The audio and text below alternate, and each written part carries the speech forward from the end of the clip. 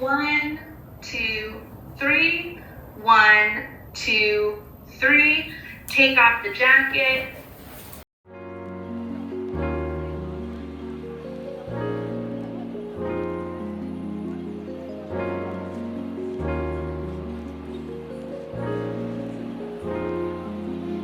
Hi everyone, I'm Jade, the director of Salt. Thank you to everyone who liked the film. Salt has just reached 1 million views on YouTube. So today is a special one. We're talking about intimacy coordination. If you've seen Salt, you know there's a key intimacy. Today I'm bringing my intimacy coordinator, Bianca, to chat with me. We will break down how we work together, and she's gonna share some super practical tips from her point of view. There's a lot in here, and I've added chapters so you can skip around and come back anytime. Let's start!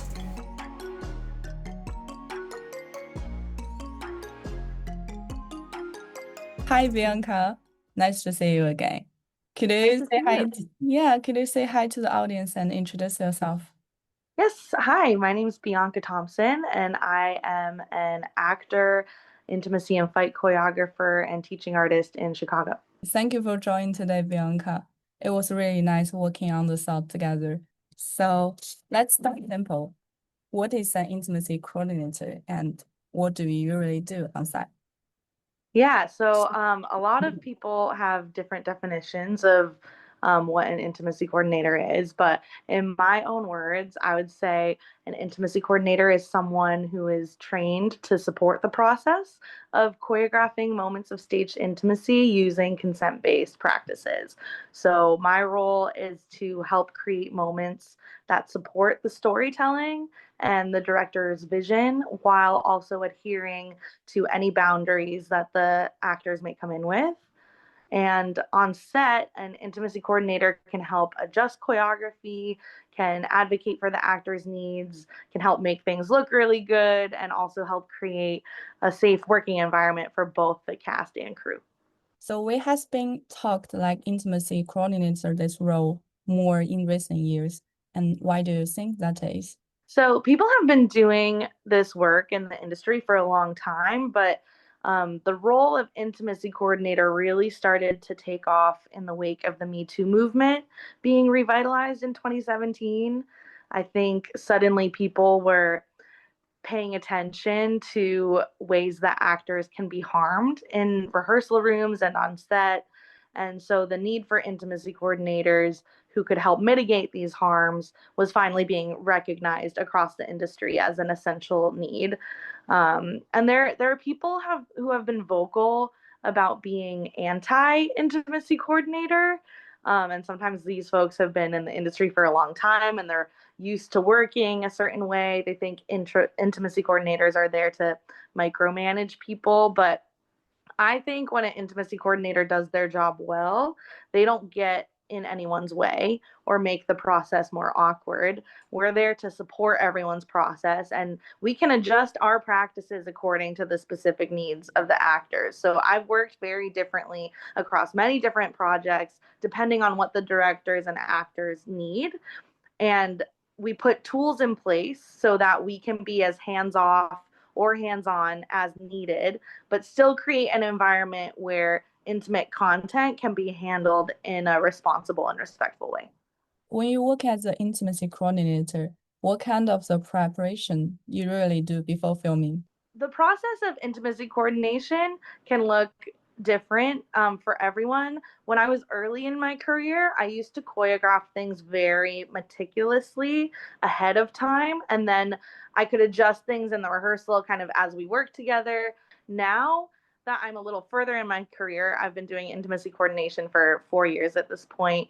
Um, I don't pre choreograph usually. Now I like to get in the room with actors and the director, see how they like to work, see how they want to collaborate, and then I like to be more collaborative now, and so we can all find the choreography together. Sometimes actors who maybe are a little more green or who are younger, they don't want to be in charge of anything choreographic, and they actually do want me to choreograph things for them very specifically, and I'm happy to do that. But for the actors who want more space to improvise and play and find the choreography together, that's also very welcome as well. So in terms of the prep that I do beforehand, I just give actors tools and shared language to use throughout the process so that they have ways to check in about their boundaries.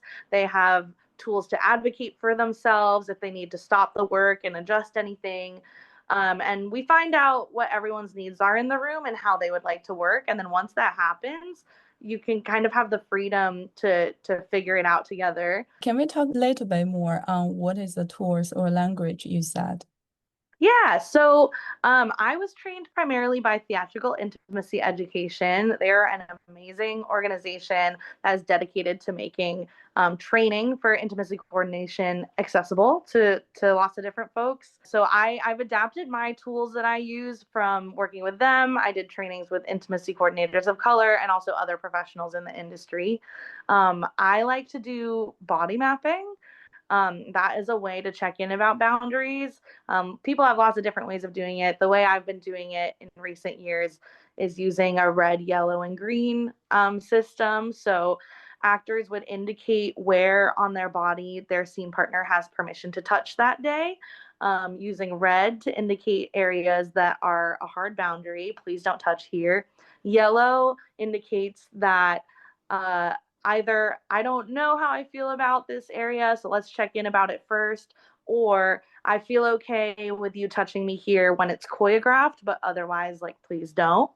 And then green is you don't have to ask permission. I feel good. You can touch here today. And then the other main tool I use is called button. That's taken from Theatrical Intimacy Education. And button is a word that anyone in the room can use, but actors sometimes might not feel like they have access to words like hold or stop or no. And sometimes those words can physiologically have a much different effect because of the negative connotation. Actors are trained to be yes people and to say yes in order to not be seen as difficult and be seen as easy to work with. So it can be hard for an actor to say stop or to say no, especially when there's lots of eyes on them and especially when there are lots of power dynamics at play and they're trying to build their careers. So button is a neutral word and it's plosive, so people can hear it pretty easily if they say it. And it's a word that anyone can say to stop the work, pause the work, get out of a moment where people are physically touching, and just check in about what they need, if they need a break, if they need to step away, if they need to adjust choreography. And there's also nonverbal ways of saying button. So you can, this is taken from martial arts, you can double tap on yourself or double tap on your scene partner to release from any contact move that you're in. And that's just another way to check in. I think it's really interesting because you mentioned before you like to make the clear document, but now you kind of like give more freedom to go. Do you remember the document you gave to my films? Yes, I remember that. And I think it is important to document choreography once you've found it. So especially because I wasn't able to be in person and on set, that was definitely a useful tool. And I still will document choreography specifically once we found it in rehearsal. But yeah, I think it's important for the choreography to be repeatable, right? Because you're going to be taking a lot of takes of it. Or if you're working on a theatrical show, you're going to be doing that play every night. So it has to be repeatable and you have to be able to do the same thing every time. And so actors need to be on the same page about what that looks like.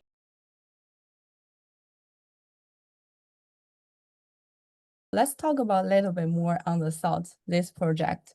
So for me, decision why to bring an intimacy coordinator is pretty straightforward because when I finish the script, I'm really excited, but also a little bit nervous because the intimate scene was really specific. What really matters to me is the point of view because this is a story for the young women and I don't want the camera to objectify her.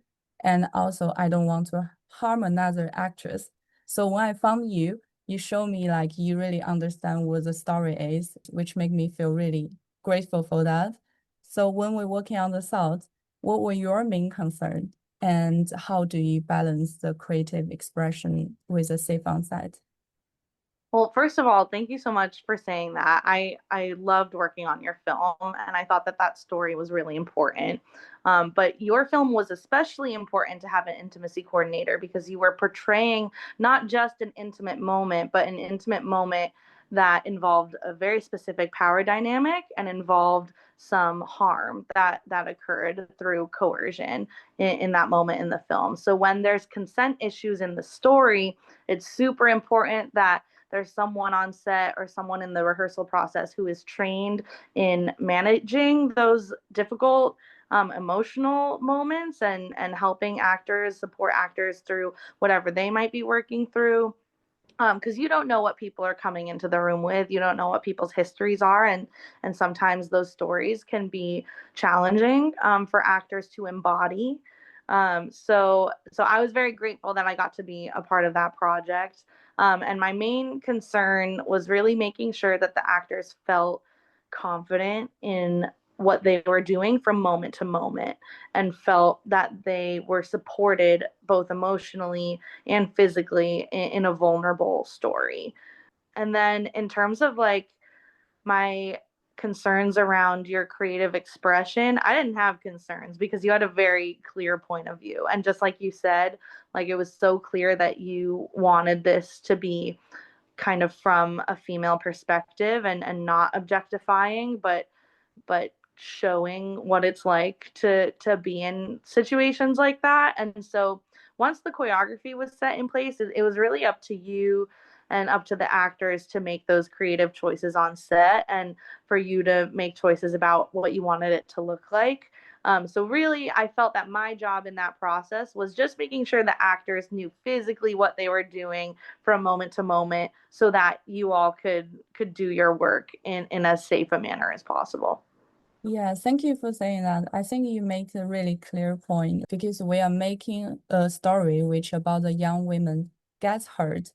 So it's really important to not let the real actor, not like this process real hurt the young woman. Absolutely. And these two actors were so fantastic. Like they were wonderful to work with, and I wasn't really concerned at any point in the process because they were both so committed to making sure that they were doing the choreography the way it was choreographed. They were checking in with each other.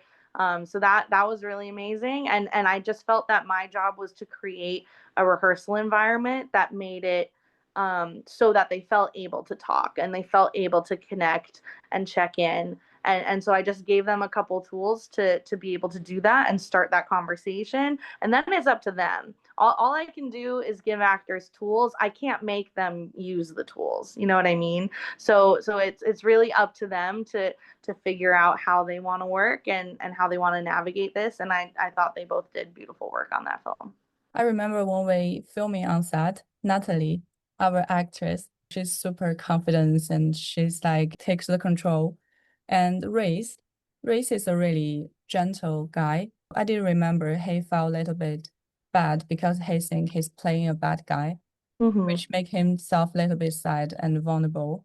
Yeah, I think it was important to talk about that, right? Because it's not just the woman in this story or the woman in this environment who is being vulnerable. The male actor, yeah, that's such a great point. The male actor was also being put in a vulnerable place by having to perform someone who's causing harm to someone. And of course, the actor does not, would never do that in their real life. That's why it's important. Also, I did one-on-one check-ins with the actors before the process even started, just to talk about like, what are you nervous about, what are you concerned about, what do you want me to know, stuff like that, just so we could have a bit of a working relationship before getting in the room. And I was aware of like what was potential vulnerabilities for each actor, so I could make sure to pay special attention to how can I make this process easier for them and how can I accommodate everything that's going on to make sure that they can do the work that they need to do, but also that they feel supported. Yeah, that's definitely a really good point. Thank you for that. Of And course. I think we can talk a little bit more on the trust communication. So the first question is, how do you help actors feel emotionally safe but still fully committed to do the same? I think as an intimacy coordinator, I can't actually make anyone feel safe, right? I think there are lots of people who walk around the world and in a body that makes them inherently unsafe. But I can have a safety informed process and a consent based process.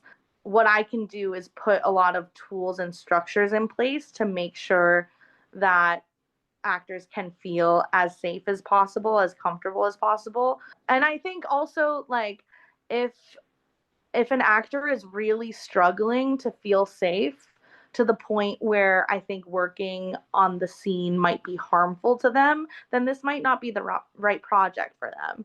And that's why it's so important to make sure actors have all the information up front before they even get to rehearsal or set so they know that what they're getting into and they can decide for themselves if they have the capacity to feel safe working on a project like that. If an actor decides that they really can't perform the choreography at all and they can't tell the story that's necessary, that's being asked to be told due to the writing, or that the director has deemed it's necessary to include this, then they might have to be recast, and that is not a punishment. But the director and the filmmakers also deserve to work with actors who are able to tell the story that they're trying to tell. So if an actor finds themselves unable to do that, it's really okay if this project isn't right for them. And we try to avoid this by providing informed consent early on.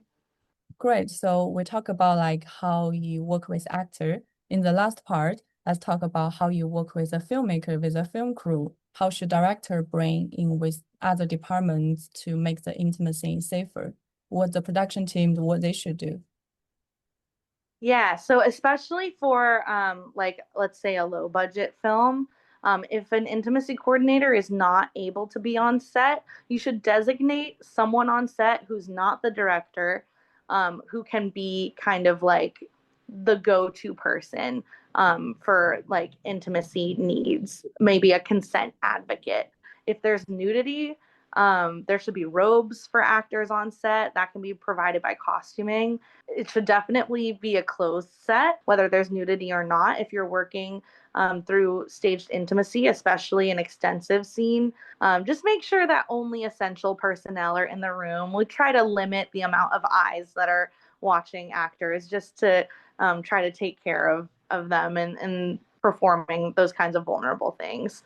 There's also, a need to sometimes use intimacy garments, like modesty pouches or barriers, if actors are performing sex acts that necessitate that their genitals are in close proximity to each other, or they have to simulate sex. It's important to make sure that there are barriers so that there are no fluids that are actually exchanged between actors, and also introduce items like modesty pouches, barriers that can reduce arousal, help with hygiene, and just help the actors respect personal boundaries.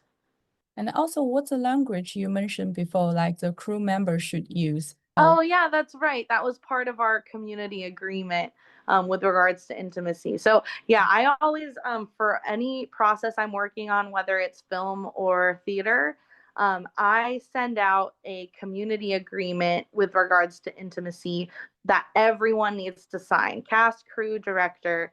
Everyone in the process needs to read it and sign it to be on the same page about how the intimacy is going to be handled in this process and also how we're going to talk about the intimacy. So, what you just mentioned is I include a point about not making any qualitative comments about the intimacy, whether it's good or bad.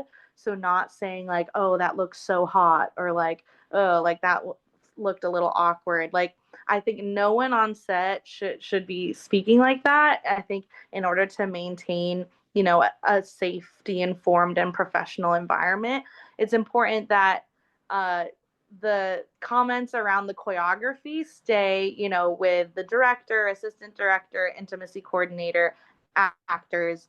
But no one else needs to be commenting on what the choreography looks like, because that just puts the actors in a vulnerable position. And so if anyone, cast or crew or anyone on set has concerns about the choreography, I think that they can relay those concerns to the intimacy coordinator or the director. So do you have any like more practical advice or suggestion for the student crew or young filmmaker when they have like a really limited budget? Yeah, I think definitely use any of the tools I just shared. Those tools are free to use, body mapping, button. Just as a director, I think it's great to have these tools available so that when you don't have access to an intimacy coordinator, you can still create a consent-based process and a trauma-informed process. So yeah, definitely like learn as many tools as you can for helping support actors on set. Um, Otherwise, you know, it can be helpful to try using open-ended questions with actors rather than yes or no questions. Like instead of saying like, are you willing to do this, you could say, how do you feel about doing this? And that lets them have agency in how they answer and lets them actually think about, how do I feel about doing that, rather than like feeling automatically like they should say yes. I think like acknowledging people's vulnerabilities and like making sure that everyone understands that we're going to try to be as respectful as possible, take care of each other in this process, and try to create a welcoming environment where they feel like they can advocate for themselves.